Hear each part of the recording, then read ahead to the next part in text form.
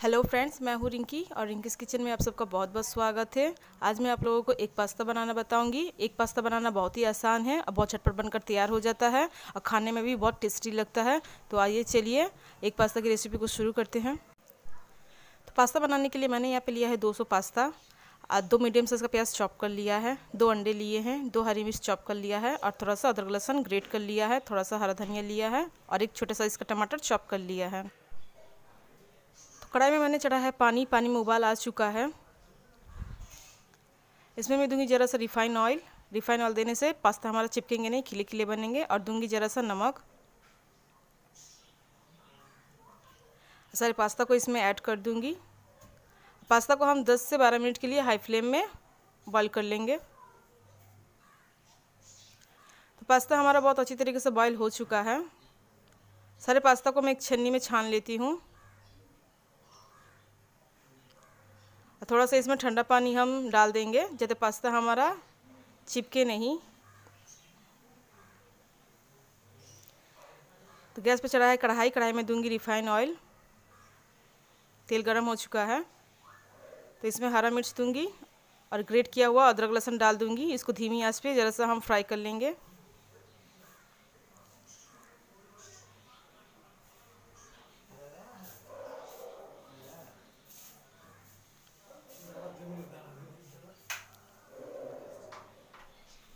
तो हरी मिर्च और अदरक लहसुन हमारा फ्राई हो चुका है। इसमें मैं ऐड कर दूंगी चॉप किया हुआ प्याज को भी हम धीमी आंच में फ्राई कर लेंगे।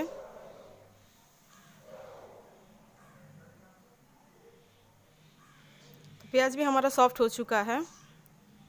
इसमें मैं ऐड कर दूंगी चॉप किया हुआ टमाटर। इसमें भी दूंगी ज़रा सा हल्दी पाउडर, ज़रा सा कश्मीरी रेड चिली पाउडर और दूंगी स्वाद के अनुसार नमक।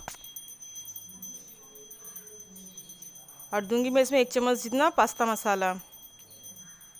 इन सारे मसालों को हम बहुत अच्छी तरीके से मिला लेंगे। तो टमाटर हमारा अच्छे से सॉफ्ट हो चुका है, सारे मसाले भी पक चुके हैं। अब इसमें मैं 2 अंडे फोड़ के डाल दूंगी।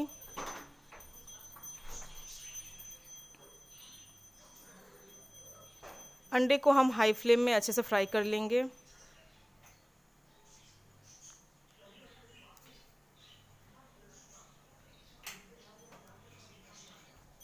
तो सारे अंडे हमारे बहुत अच्छी तरीके से फ्राई हो चुके हैं। अब इसमें मैं ऐड कर दूंगी पास्ता को हम बहुत अच्छी तरीके से मिला लेंगे सारे मसाले के संग। तो पास्ता को मैंने बहुत अच्छी तरीके से मिला लिया है सारे मसाले के संग और अंडे के संग। तो इसमें मैं अब दूंगी टमाटो केचप।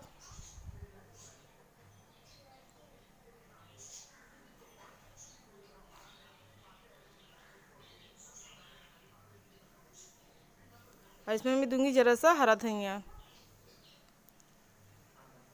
ये सबको बहुत अच्छी तरीके से पास्ता का संग मिला लेंगे।